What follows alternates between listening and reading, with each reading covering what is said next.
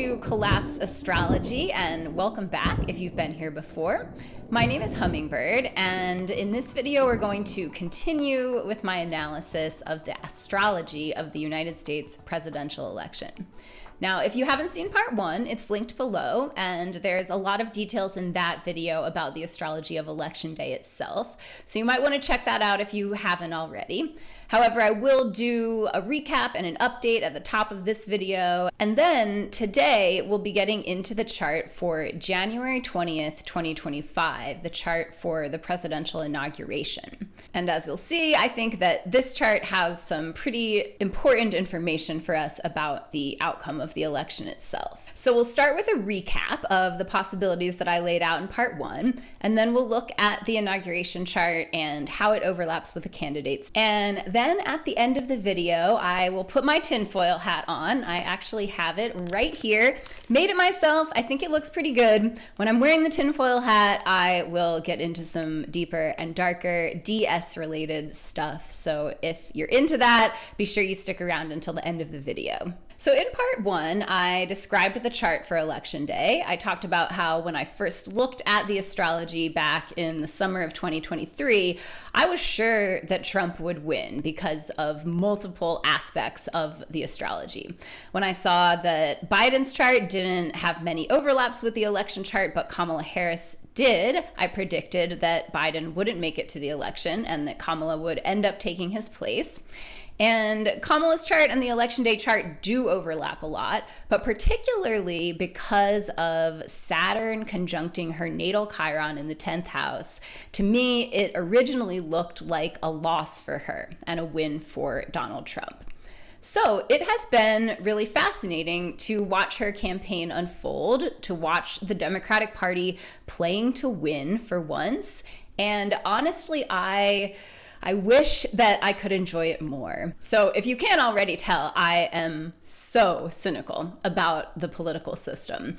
I have been this way for many years since college when I studied politics and lived in DC for a semester. And, I just was completely turned off by everything I learned about what that world was really like. I had a brief resurgence of delusional hope in 2016 when Bernie was running against Hillary Clinton. But as might be the case with many of you, all of that hope is lying in rags in a dumpster somewhere, and I don't think that it's ever coming back.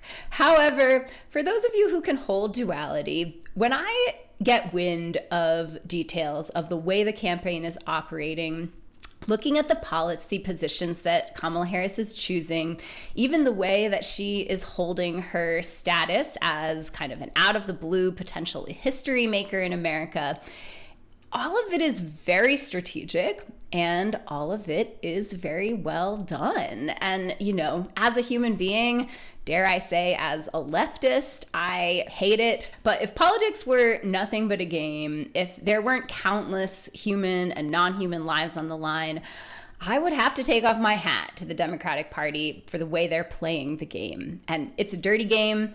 They're playing dirty. I think that that is likely to lead to Kamala Harris actually being elected. And it's crazy how similar Trump and Harris's astrology is. One thing that you might remember from the last video is that they both have full moons in their natal charts. They both have full moons in fire signs, and it really makes her a perfect opponent for him. I thought this was really on display during their debate a few weeks ago. Her strategy was brilliant, and you could see her 11th house Aries moon doing its thing, the way that she baited him with the comment about people leaving his rallies, just the way that she laughed at him when he was rambling, did not take him seriously. It's so wildly different from when he debated Hillary Clinton, when she was trying to deal with him in 2016. And it feels like Trump's transgression of norms has gotten so old. Like, it's not shocking or exciting anymore. And then in the face of Harris's younger energy, it just looks and feels old and deflated and disconnected from reality. Her full moon is able to meet his and then overpower it. And there's so much more that I could say about the Democratic strategy and savvy, but I don't want to get too off the subject at hand here. So just to recap what I said at the end of the last video, there are 4 possibilities for Election Day that seem to resonate with the astrology. One is Kamala Harris loses because this country is misogynistic and racist at its core. You can say that that would be because of other reasons. There are lots of other legit reasons why somebody may choose not to vote for her. But if Kamala loses to Trump, it would be pretty ridiculous to say that misogyny and racism did not play a role in that. So I do think that is still one possibility with how the astrology looks. Another possibility is that she wins the popular vote, but not the electoral college. I feel like the Venus and Moon conjunct her South Node could look like a lot of popular support, but then the Saturn on the Chiron could look like something that ultimately doesn't work out for her. Third possibility is that she wins, but it's a heavy win because there is some kind of black swan event or a war starting or a coup by Trump supporters. Although, to be honest, I don't really feel like Trump has many people who are willing to get violent for him anymore. Like the delusion that a lot of people had so intensely in 2020 and the beginning of 2021 with QAnon and all of that is gone. And I do think it's interesting how many people on January 6th did not think that they were going to be the ones doing the coup. They thought they were going to be there, and then like the secret military army was going to sweep in and show up and be on their side. So that level of extreme delusion that was happening then, I feel like that has deflated a lot at this point. Fourth possibility is that Kamala wins and makes history, and there's not anything super awful that happens beyond the awful things that are already happening. And in that case, the astrology that looks painful for her is actually her being a very Saturnian person and Saturn's energy actually working, actually making good things happen for her. And at this point, I'm leaning towards the fourth possibility, although there is plenty of astrology and just, things happening around the world that could lend themselves to some kind of October surprise or black swan event. But Kamala has Saturn on the midheaven, and Saturn on the midheaven is cop energy. It is authoritarian energy, and she is leaning into that part of herself. And for better or for worse, it seems like it's working right now. So she might just be able to ride that energy right into office. There is actually a fifth possibility too, an out of left field theory that I have involving the inauguration, which is what I'll be talking about in the tinfoil hat section of this video. But first, let's get into the basics of the chart for the inauguration. So the United States has been doing its presidential election on January 20th at 12 p.m. since 1937. Before that, inaugurations were held on March 4th, which was because they originally needed a longer lame duck period for vote counting and travel and those kind of things. And I am just curious with this date and time if they did consult an astrologer, because the January 20th chart at 12 p.m. will always have the sun at 0 degrees of Aquarius right at the top of the chart. And that just seems like the perfect date for a presidential inauguration, especially an American one where the elite political classes fancy themselves democratically elected and of the people, which are Aquarian traits. And so the sun is here this year too, but as you can see, there is also another visitor here in Aquarius with the sun for the first time since the American Revolution. Is our good friend Pluto. And this is ominous, not gonna lie, although I don't think it's particularly ominous for the day of the inauguration. It could be if my off-the-wall theory is accurate, but I think more likely it's just saying that whomever is elected president, Trump or Harris, they're bringing with them a newly visible incarnation of the police state, the war machine, the colonial project, all of these Plutonian entities that are surfacing around us these days. And, we don't really need astrology to tell us that. Just look at their border policies, look at them arguing over who loves the fake country more. this Plutonian energy is coming no matter who wins the election. Another interesting thing about this chart is the 11th house. So we've got the North Node conjunct Neptune at the very, very end of Pisces. And we've also got Venus, Nessus, and Saturn all wedged in to Pisces here, intercepted in the 11th house. So broadly speaking, there is fog, haze, delusion here. And it's interesting, actually, the 2017 inauguration chart, when Trump was being inaugurated, had a very similar 11th house. At that time, the South Node, Mars, Venus, Chiron, and Nessus were all here in Pisces. And I think at that time that represented a lot of people's delusional hope about Donald Trump. And I don't know, this time it could represent delusional hope about Kamala Harris. I definitely see a lot of that going on amongst the libs. So this whole stellium right here is on Kamala's Chiron. We'll get to that in a second. And either way, no matter who wins, no matter who's being inaugurated, it speaks to a lot of confusion and misinformation and fragmented realities. Also, again, not really anything different from where we're already at right now. Another interesting piece of the chart is this moon in Libra in the 6th house, opposite Chiron in the 12th. So in a mundane chart, the moon represents the mood or the temperament of the public or the masses. And a Libra moon is a pretty docile public. Not an inflamed public.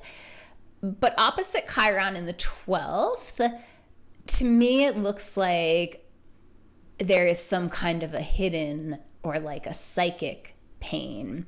And again, I think this is something that's already going on, which is like this kind of game that we're all kind of having to play of pretending that everything is normal. Like, for the most part, we all kind of have to do that in most spaces around the US. I think both in elite spaces and in working class spaces, you kind of just have to act like things are normal, like there is no emergency. And I think that will be the vibe of the public on Inauguration Day, no matter whether what's happening is normal or not. There's this energy of, oh, it's just another day. But in the background, in this Chiron in the 12th house, behind the veil, there is something that's actually very uncomfortable. And then this opposition, Chiron opposite the moon, is in a tight square to Mercury up here at the top of the chart, and in just a little bit of a looser square to Mars retrograde at the bottom of the chart. Mercury in a mundane chart can represent the press and also like the tone of the public conversation. So this is a Mercury in Capricorn. It's a Mercury that is very controlled, very traditional, not really the most forthcoming Mercury when it's in Capricorn. So I feel like this is press coverage that toes the establishment line. It may be a time when the mainstream media is kind of taking themselves very seriously.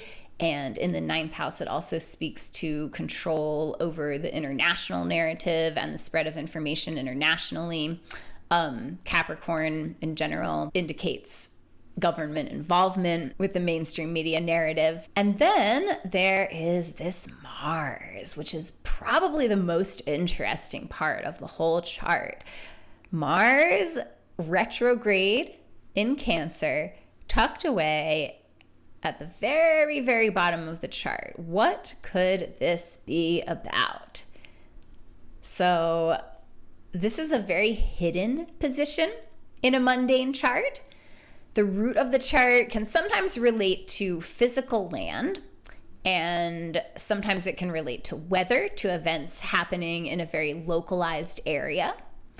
Mars can represent some aspects of the military, but it's a more individualized energy than like the entire war machine as represented by Pluto.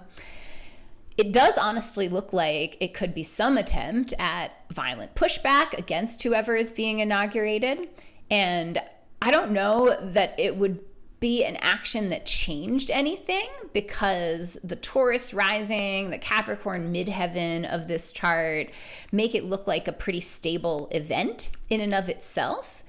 And because Mars is so debilitated, it's both retrograde and it's in the sign of its fall, this is kind of like not really an energy that can get where it's trying to go, if that makes sense.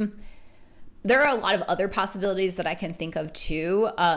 This could be some kind of weird political diplomacy happening behind the scenes. It could be some kind of a security breach. It could be police violence against protesters, lots of other possibilities too. But I think it's likely that it won't be something that the public is super aware of, because that's the nature of this placement. It's buried, it's not visible to the public eye. It's happening, like I said, behind the scenes, and I don't know, maybe even in an underground bunker somewhere. Mars in Cancer at the bottom of the chart actually gives underground bunker pretty directly, so I don't know, maybe that's involved somehow. But whatever it is, it may not be something that is public knowledge, especially not the day of the inauguration. Now let's take a quick look at the candidates' charts and how they align with this Inauguration Day chart. So for Donald Trump, the Mars retrograde is conjunct his Saturn and Venus conjunction in Cancer. So this placement relates to his misogyny, maybe the fact that it started very early in his life, as I discussed in my chart reading of him. It's in his 11th house natally, and so it relates to his 3 marriages and multiple public affairs, which incredibly seems to be happening again right now with Laura Loomer, haha. So who knows if this relates to that? Who knows if they'll still be a thing 4 months from now? But there's something here that's activating that misogyny and that way of treating women and the way that women show up in his public life for Donald Trump.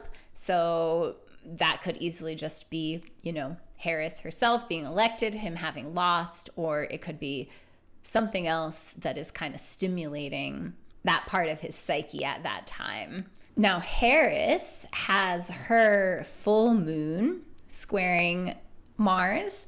So here's her sun and moon, and then here's Mars retrograde almost in an exact square to that full moon. So that's super interesting. It is an uncomfortable alignment for her as well as for Trump.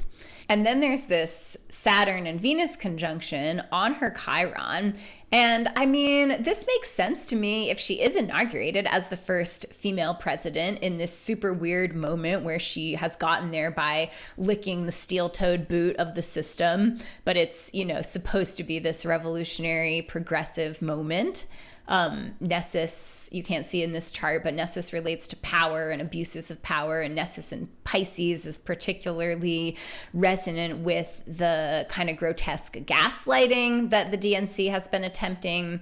Saturn here could represent Kamala leaning into her cop authoritarian era as she is doing, and Venus is the human woman inside of all of that. So this is so fascinating, especially how Venus here is directly opposite her natal Venus, and this whole 4th house that relates to her parents' original revolutionary politics. And then Pluto and the Sun are squaring Kamala's Mercury here. So Pluto squaring her Mercury is a few-year-long transit that she is right in the middle of right now. And it's bound to be a pretty confronting transit. A lot of it is probably related to being up close and personal with the war machine or other aspects of deep political or parapolitical systems. And so even if she is this sun right here, getting inaugurated right next to Pluto, Pluto is also doing a number on her. Pluto might be messing with her mind, keeping her up at night. She might actually be pretty depressed, that kind of thing. If you have ever experienced Pluto squaring your natal Mercury, or if you just give that aspect to Google, you'll find that those are really common experiences with that transit. So I would not be surprised if Kamala Harris is going through something similar, something challenging in that way. She seems these days less zanned out than she was in the pre-Biden dropout months. And this kind of transit is the kind of thing that can be about confronting an addiction or just confronting some harsh reality. So it could be a mental health thing. It could be, again, she's right in the middle of that transit. It doesn't finish for another at least year. Pluto squaring her natal Mercury. So I think it's, probably an ongoing process. And I would just imagine a struggle for her. I also never noticed before that because the Pluto in the United States natal chart is at 27 degrees Capricorn, that is in an exact square to her full moon. So her full moon was getting a square from Pluto over the past few years during the United States Pluto return. All of that is very intense astrology, very transformative astrology, but we can transform in positive ways and in darker ways. All of that is definitely pretty intense though. And that's the inauguration chart. So if all you're looking for is the basic astrological breakdown, no pressure to stick around from now on. But there is one other interesting thing about this chart and about another person who may be a player in the game. And to talk about all of that, I do need to put on the tinfoil hat. So here we go. Looks good, right? So this is a theory that has been evolving.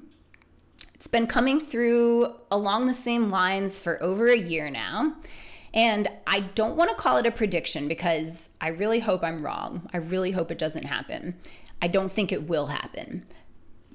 And it's been coming through for so long that I just want to put it out there.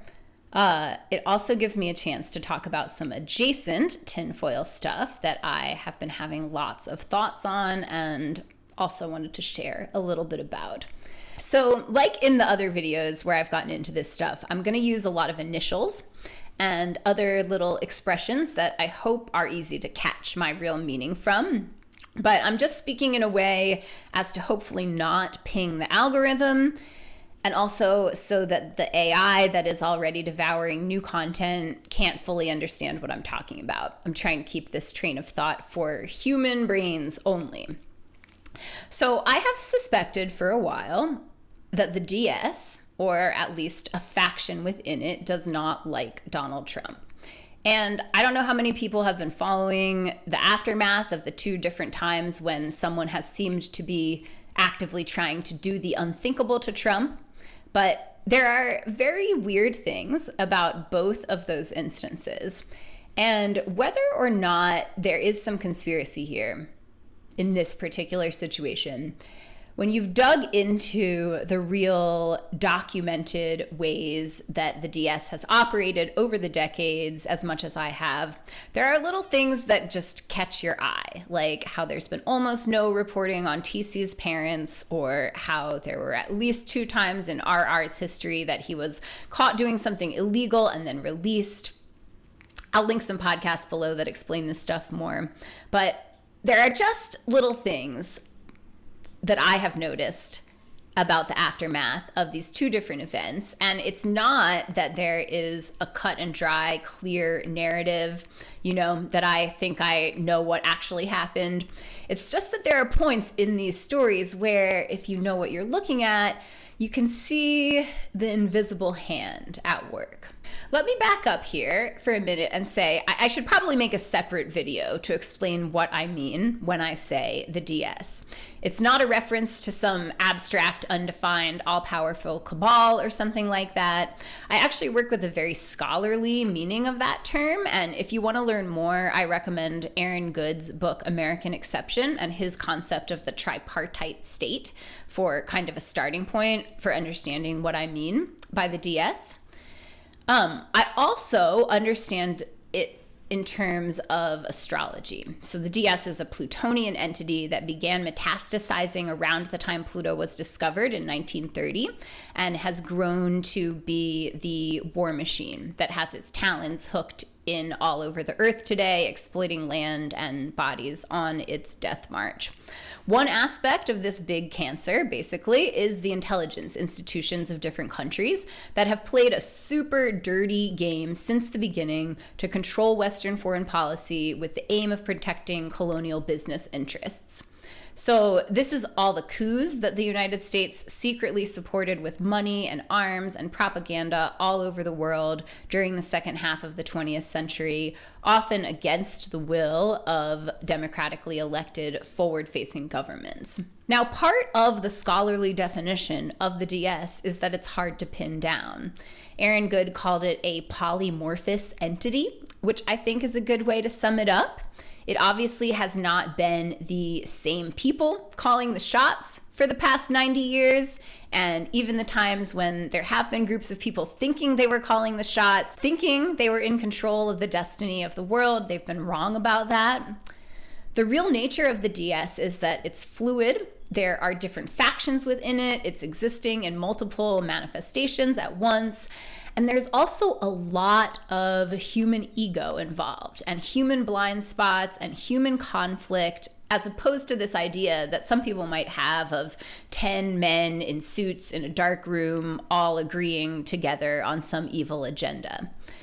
But I think there are traditions deep in those agencies of lawlessness, of impunity, of like getting off on these things, getting off on setting up wild hidden conspiracies, playing these spy games, moving different people around like chess pieces, manipulating information flows. Sometimes more than others, the people at the highest levels of these schemes think that they're serving some greater purpose, but they also just get their kicks from doing these things. And as I've mentioned before, I think that instinct goes back to ancient Rome and to the political power games that were played during that period, but that is a subject for another video. But like I said, I have thought for a while that some factions of the DS don't like Trump, not because they're worried about him draining the swamp or taking away their power in some way, but because he is a wild card. He's not easily controllable the way that an establishment politician is. And what the DS cares most about is foreign policy. They care most about what our massive military presence around the world is doing.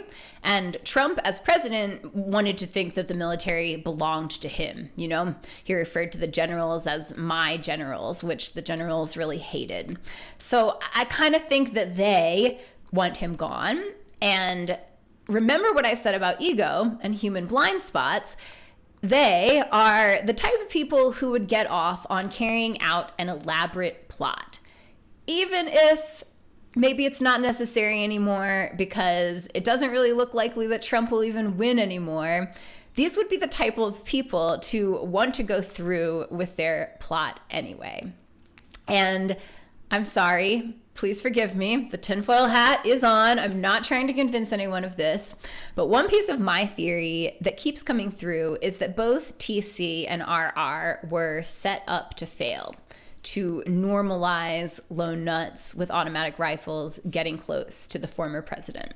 Maybe they are literally trying to just fuck with Trump, which is 100% something they would do and would be able to do.